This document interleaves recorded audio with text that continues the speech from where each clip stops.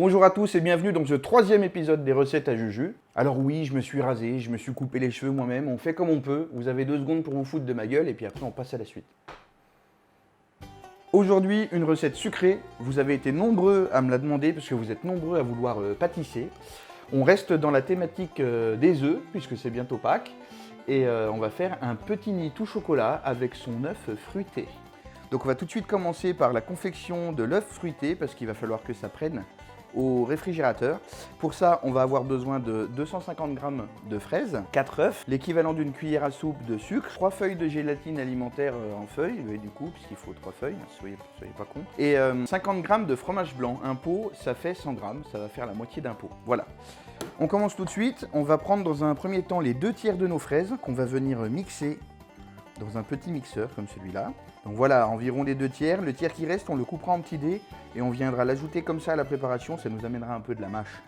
Allez, c'est parti au mixage. Voilà, on va mixer ça avec le petit appareil qui va bien. C'est formidable. Un beau coulis, c'est merveilleux ça, regardez. Ce coulis, on va le verser dans une petite casserole, comme ça. Et on va venir faire fondre nos feuilles de gélatine dedans. On va le mettre à chauffer tout doucement. Voilà.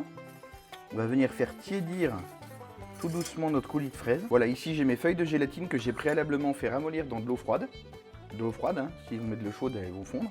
Voilà. Donc je vais prendre mes feuilles de gélatine, je les essore comme il faut, pas qu'il y ait trop d'eau qui aille dans mon coulis. Et je les incorpore à mon coulis et on va les faire fondre avec. Voilà, au fouet. Et on mélange bien pour que ce soit bien réparti, qu'elles fondent bien, qu'elles se mélangent bien au coulis. Voilà, on fait bien chauffer jusqu'à avoir une toute petite ébullition, être sûr que nos gélatines soient bien fondues. Souvent, moi je dis, dès que ça commence à sentir, c'est que c'est bon. Et là, ça sent bon la fraise.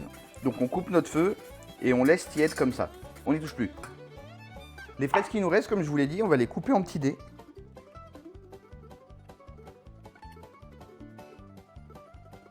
Voilà. En petits dés comme ça. Voilà, là on arrive à la partie un peu plus délicate. On va vider les œufs sans les casser. Donc à l'aide d'un petit couteau pointu, on va venir faire un petit trou sur la partie ronde. Et les œufs, ils ont un bout pointu et un bout rond. Donc sur la partie ronde, on va y aller d'abord doucement comme ça. On va faire un trou d'à peu près 1 cm qui va nous permettre de vider l'œuf. C'est un petit peu laborieux, hein. Voilà. Vide-toi, petit œuf. Allez. Alors si jamais ça ne veut pas, il y a une autre solution, c'est de refaire un tout petit trou à l'autre bout pour souffler. Et voilà, je me suis tout dégueulassé, bon Dieu. Les coquilles, on les réserve, on va les nettoyer et on fait les 4 œufs comme ça. On enlève les coquilles, évidemment, espèce de saloperie. En voilà 2. Et en voilà 4. Je vous avoue que c'est la première fois que je le fais, c'est un peu laborieux, mais non, ça se fait. Au bout du 4e, on a le coup de main. Les coquilles, on va bien les nettoyer et les œufs, on les réserve pour le fondant tout à l'heure. Dans notre préparation hors du feu, on va venir ajouter nos 50 g de fromage blanc, donc la moitié d'un pot environ, notre cuillère à soupe de sucre et nos dés de fraises fraîches. Comme ça, avec les doigts. C'est toujours meilleur avec les doigts. Et on va venir mélanger ça. Et ensuite, c'est la partie un peu plus délicate. On va venir remplir nos œufs avec la préparation. Alors je vais essayer avec un entonnoir comme ça. Je vous avoue que c'est expérimental. Je vais agrandir vite fait, voilà. Pas une franche réussite. Je vais plutôt me la tenter à la cuillère comme ça. C'est une catastrophe.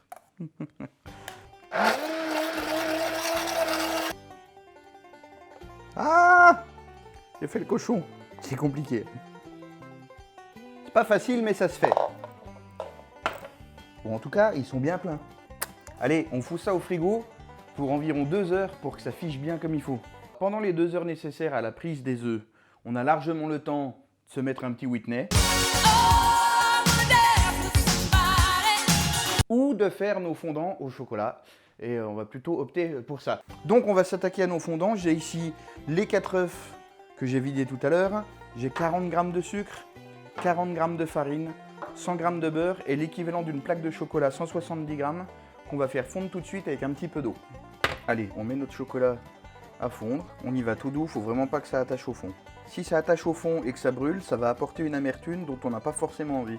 Pendant que mon chocolat fond tranquillement, je vais également faire fondre mon beurre. Voilà, mon beurre et mon chocolat sont fondus. Je vais verser mon chocolat dans mon cul de poule. Allez, paf, à la plonge. Voilà, je prends mon fouet, je vais ajouter mes 40 g de sucre, ma farine, mon beurre fondu. Voilà, putain, si c'est beau ça. Avec du beurre, tout est meilleur. Évidemment, j'ai oublié de le préciser, on met le four à préchauffer à 200 degrés. Voilà, ça nous fait une jolie pâte comme ça. Et on va cuire nos fondants dans des jolis petits moules à tartelettes comme ça. Voilà, on essaie de ne pas faire les cochons. Parfait, c'est là. Et pour papa. Hop, notre four est chaud, on enfourne. Paf, et c'est parti pour 12 minutes de cuisson. Paf, nos fondants sont cuits. Ils sont magnifiques. On va les laisser refroidir un petit peu. Pendant que nos fondants ils refroidissent un petit peu, je vais refaire fondre un petit peu de chocolat comme ça. Je vais le faire au micro-ondes celui-là. Et il va nous servir à venir recouvrir un peu le dessus de nos fondants. Et on viendra poser notre œuf fruité dessus. Voilà, notre chocolat il est impeccable. On va venir le délier avec un petit peu de lait. On va avoir quelque chose de bien lisse qui va venir napper nos fondants. On rajoute un peu, avoir qu'il soit juste un peu plus fluide. Voilà, il est beau comme ça. On le réserve. Voilà, mes fondants ils ont un petit peu refroidi. Je vais essayer de venir les démouler. Putain, ça se démoule tout seul. T'as vu dit, c'est quand même pas de la coiffier, ces petits moules en silicone qu'ils nous font maintenant. Hein. Regarde ça. Pof! Je vais venir recouvrir mes fondants de chocolat. Je les mets sur une grille avec une assiette dessous. Et c'est y part. Si c'est beau. Ensuite, je les prends délicatement avec une fourchette par-dessous. Et je les repose dans l'assiette. Suivant! Je trouve ça super érotique. Un petit dernier. C'est la première fois que j'y fais, hein. Pas d'excuses, hein. Ça, on s'y claque 30 minutes au frigo, que ça fige.